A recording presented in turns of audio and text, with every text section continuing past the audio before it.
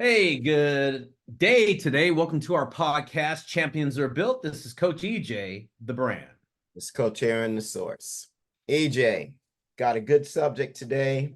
Don't know how long it'll take us to cover it, but I think it's timely for this time of the year, and hopefully we can give some insight and some good information for the parents and athletes at this point. And we're going to entitle this one, Have a Reason for Every Season, Planning Your Athletic Calendar. And what we mean by that, and I guess what was the catalyst for this conversation is, for me, in the last few weeks, school started. A lot of kids are back to school. So a lot of kids are getting into I do a lot of work with baseball players, as you Right. know. And so a lot of kids are getting into their, I guess what we'd call fall programs. Right. And so they're trying to figure out, how do I navigate all of these pieces, going to school, having an off-season training program with my high school, or maybe if they're a middle school athlete, playing more fall ball after playing the summer, Mm-hmm. and where should my priorities lie? And so that's why I tell, I have that saying for parents: have a reason for every season. Mm-hmm. And in youth sports now, because it's such a commercial industry, Mm-hmm. there's a big push to have athletes play year round.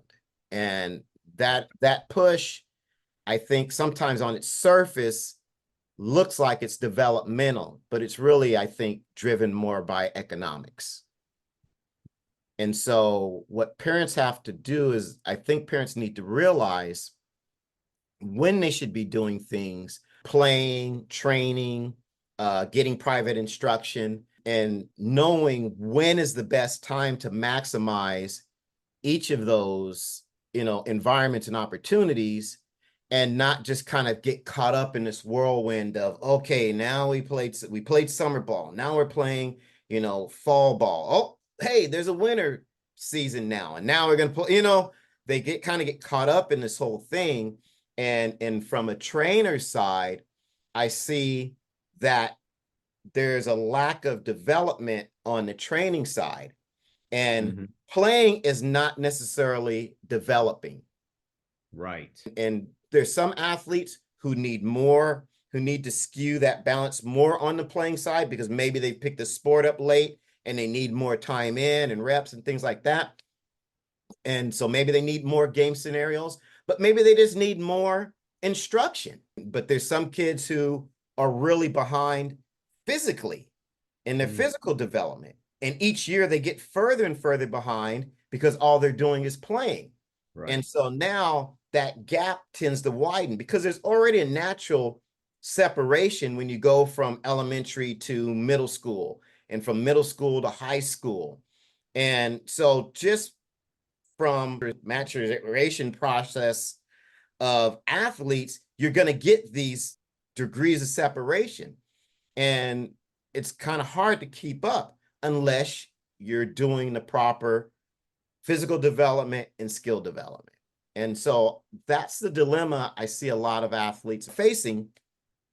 And so my answer is, have a reason for every season, make out an athletic calendar, know what you're going to do each time of the year, maybe break it into 3 or 4 month blocks, and say, okay, now we're going to off-season train. Yeah, there's baseball available, and there's basketball available, and there's soccer available, but is playing now really going to benefit me in the long term? Or is just playing now a space saver and just a way to stay on this club or appease this coach? Right. I want them to step back and say, hey, you know what? In a 12-month calendar year, this is what we do this time of the year. This is what we do this time of the year. This is what we do this time of year. And that might even include playing a different sport on that break period, to Mm. kind of get some kind of cross training and just a break from the monotony of playing one single sport. Right. So anyway, long intro explanation, but let's hear your thoughts, man. You know what? I love the fact you talked about all those things. And the reason why is because no one's talking about it. And we're talking about it because we think it's really important as we see athletes. You and I have been doing this for combined over 60 years of experience, but you having your facility, me having my club, and me having, club athletes, meaning having baseball players that Mm. play a schedule. I break it up into a lot of several categories, Aaron, that you talked about. We got the elementary school athlete, okay? Mhm. Five, K to 5. And then you've got the junior high athletes, seventh and eighth graders, sixth, seventh, eighth. And then you've got, check out these categories now, pitchers, Mhm. pitchers, arm use. And I talked to a lot of doctors. I'm going to mention Dr. Preston out there and Workman, guys I've worked with a lot. And we talked about arm injuries with youth sports, college athletes, high school athletes. College recruiting. I'm gonna throw that out there. I'm throwing these other kind of like little Mhm. tentacles out there, college recruiting, and stuff like that. When should you play and all that? You said something very important: instruction development. When are we going to like develop some sort of personal skills in their sport? Physical development, like training. When you're going to train and get stronger, quicker, faster, or whatever you're trying to do to offset some of the things that you're not doing well. Mental development. A lot of athletes are lacking in this department, mental development. And then at the end of it, at the end of that calendar year, adjust your calendar accordingly to what you need to do better. That's why we say there's a reason for every season. You always at the end have to adjust. So I kind of threw, from what you said, I threw everything into what I've seen over my career, and it's different for every athlete. And I think parents need to understand that just because you're a baseball athlete doesn't mean you have to play year round. It's not really a year round sport. The professional athletes in Major League Baseball do not play year round. They don't. College baseball players do not play year round. They probably play a more strenuous schedule than the pro guys. And then the high school kids play way too much baseball. I mean, I hate to tell you this, but there's a recruiting period. And that's why I threw college recruiting in there, Aaron, because for instance, we know the college recruiting periods are these times: fall ball for a month, summer for 7 weeks, 6 to 7 weeks. That's it. That's the only time coaches can go out and watch players play unless they have college camps. But how can a college have a college camp and out recruiting? So how can the recruiting coordinator or the head coach who's out looking for athletes be at that college camp? And that's where the misinformation happens on college recruiting. It's a good point. Why do you have these college camps all the time if your head people who make decisions are out recruiting? So you start thinking about these things too. And I tell people this is that have this calendar, and please look at it closely, plan it closely, so at least you know what you're getting out of it. And that includes the elementary athlete. That I think the cross training thing, if I had a kid at this age, um, not really at this age, but if I had a younger kid, what I'm saying is that, and he's an elementary school athlete, he's playing a lot of sports. They're not playing one sport. They're playing. I'm putting a tennis racket in the hand. I'm doing judo, karate, gymnastics. I'm doing football. I'm playing all the sports to get a feel of how they move their body, because that's where you get a feeling of how they really move. And I wouldn't specialize in anything. There's a time and place for specialization, Aaron. Yeah. You know what that is? That's in high school when they say, you know what, I'm not, I'm kind of falling behind, or, I'm going in this direction a little bit more. You know what? The sport's going to tell you that. I always tell athletes, okay, hey, you'll figure it out. And they look at me like, hey, aren't you going to tell me when to? No, there's going to be a time and place where you're going to say, I need to spend more time either at football, baseball, basketball, soccer, whatever the sport they're playing, water polo, and it's gonna dictate it. The competition will dictate that. So we don't need to specialize so early. That's why we should have a reason for every season. Why we should have this instruction development, physical development, mental development, and all that stuff. So that's kind of my spin on it, today, Aaron, about this, and being smart about how to really plan a solid calendar where there is rest involved too. And I think people forget that rest needs to be involved so Exactly. the muscles can develop, grow, and you can actually improve. Right. Yeah, and I'm glad you mentioned sports specialization because we actually did a podcast on this too, and you guys should look that up because that is probably one of the biggest problems facing a lot of these young athletes right now. And again, it's it's well-meaning parents, but they just don't know, and they're Right. not getting the proper information. And you've got to understand that you've got to do what's right for your kid, have an honest assessment of where they're at, and then make those decisions accordingly. But to just kind of blindly follow what the herd is doing doesn't really serve people well. And I'm just talking from experience because I get the kids who Right. are juniors in high school and sophomores and seniors, and they're behind in certain things that they really shouldn't be behind in. More and more of my work is now seems to be focused on the rudimentary and basic athletic movements than on specialized or uh, Yeah, I do. I unique do. sorts of training and everything. And everyone's looking for that, but they don't have the basic athletics or skill set or even functional skill set to do some of the more advanced things. So Wow. um, yeah, it's getting to be more and more of a problem.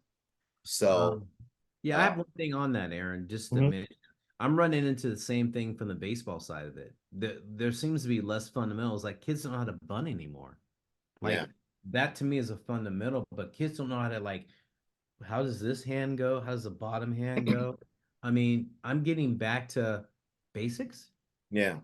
I mean, so they may have a skill set, but they Mhm. don't have a fundamental base to improve the skill set.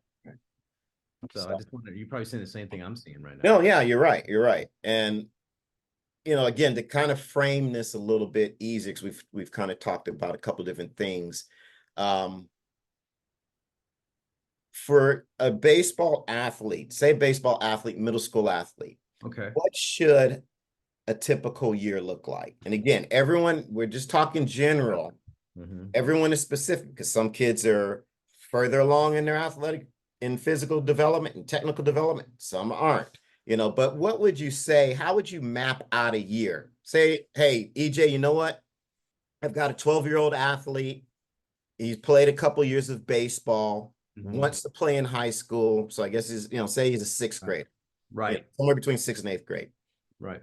What would you say we should focus on? Or how, not focus on, but how should we break up our year? What should maybe our year look like?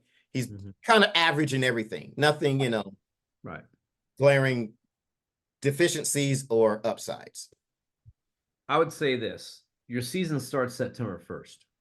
Okay, so that's going to be your calendar is going to start September 1st.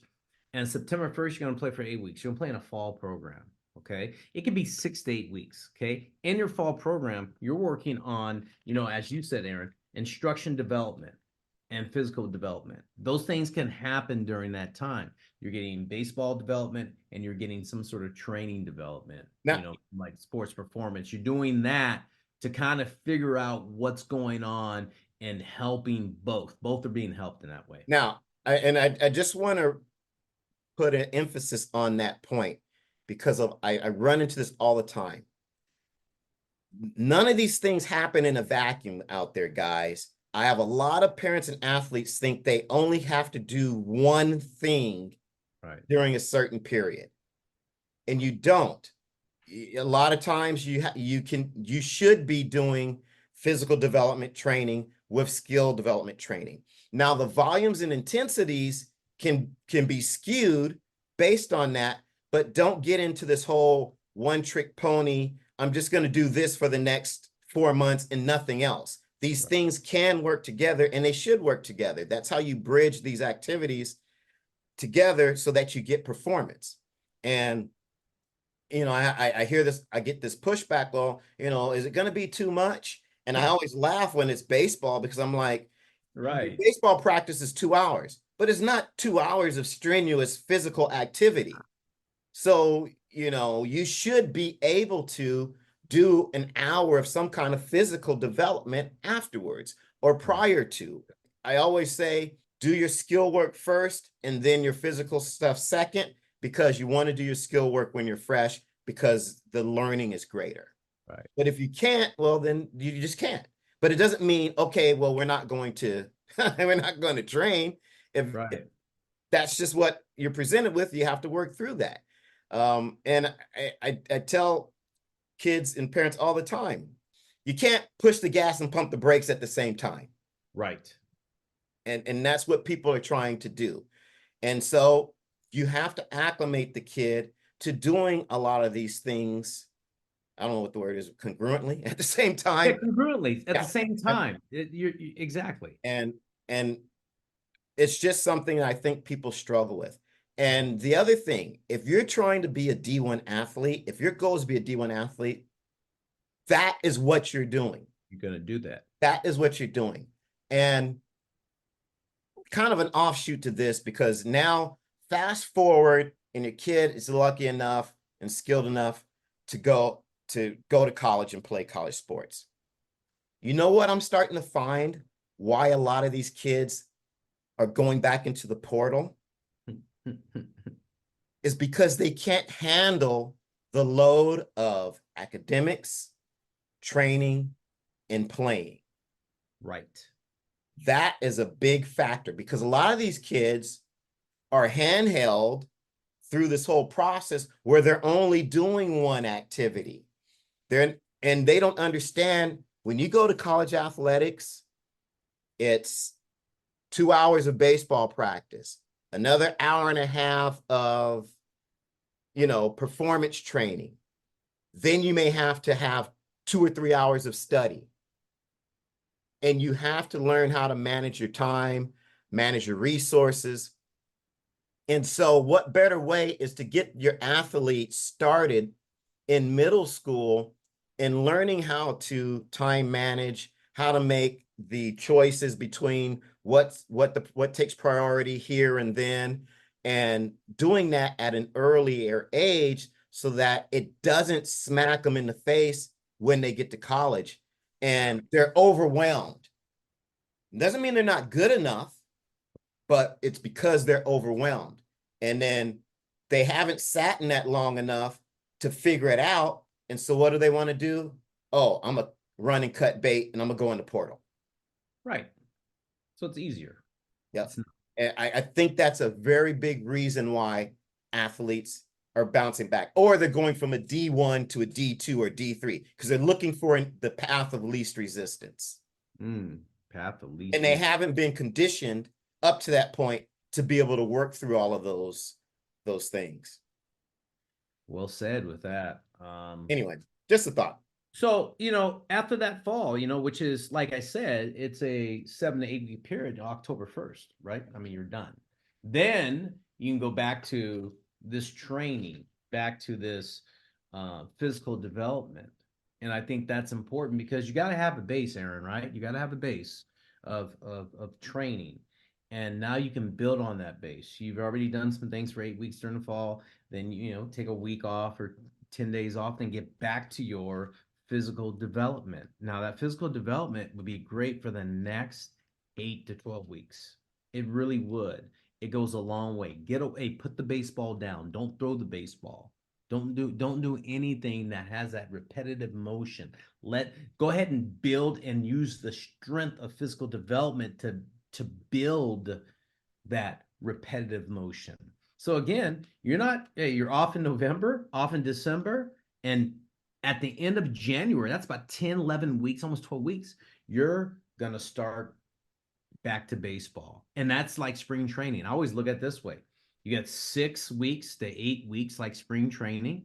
So you're maybe playing with your team, but you're starting off slow. You're not like it's like the big leagues. You're going to do 8 weeks of spring training, and then your first scrimmages and stuff. Probably start about 5 weeks into that development. So somewhere in February, you're going to start doing like, hey, we're gonna have these little scrimmages and stuff. By March 1st, March 15th, you're into your spring summer season. March 15th, too. Listen to this. This is going to throw everybody off now, Aaron. You're done June 30th.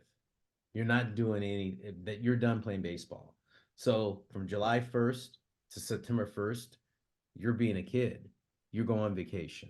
You're gonna go do other stuff. You're gonna train again. You're gonna like, hey, listen, you know what? I got done playing, my spring. And when you play your spring and summer season, by the way, Aaron, it goes back to what you just said. You're still training. You're never gonna ever stop training. You're gonna train maybe it's 1 day a week, but you're going to still train 1 day a week. You're going to go in and train. But when you're in your what I call that rest period, November 1st through the end of January, you're going to train 2 or 3 times a week. You're going to train so you can get your body back into really great shape for the spring and summer season. And during the spring and summer season, you're going to train 1 day a week if you can. If you can do twice, great. And then you're going to take a break. You're going to rest a little bit because you need rest. Okay. So after that, you could rest for 3 weeks to a month and just go be a kid and do something, not do anything. There's nothing wrong. The body needs to reset, Aaron. You and I know that as ex-professional athletes. Your body needs to reset. Don't do anything for a month. Just chill. So from June 30th through July 30th, chill. Just chill a little bit. Go, hey, go enjoy yourself. Be a kid. Have fun. Run around, ride your bike and all that stuff with your friends. Go to the movies, all that junk. Whatever you do, okay? Get off your phone though. That's a joke. Um, go do physical stuff. Go do something. Read a book. I don't care. Develop your mental capacity during that time. Read a lot. What's wrong with that? Read, discover yourself, find out who you are. That's great. Then when August 1st is, get back into training a little bit before you start your fall season. So when you go back out to the fall, September 1st, bam, August 1st, August 30th, there I go. I start training again, get my body back into shape, and ease into the fall season. There's your calendar, parents, players. There's your calendar for that sixth, seventh, and eighth grader. You don't need to do it all year round. You don't need to go crazy. You just need to be smart. And like I said, there's a reason for every season. I love it. You heard it from the brand. He laid it out for you guys. You could take it or you could leave it. All right, Aaron. That Than sounds that, good. man, I think we've wrapped this one up. I think it's pretty Okay, good. that sounds good. Hey, thanks for joining us today on Champions Are Built. This is Coach EJ, the brand. And it's Coach Aaron, the source. We'll see you.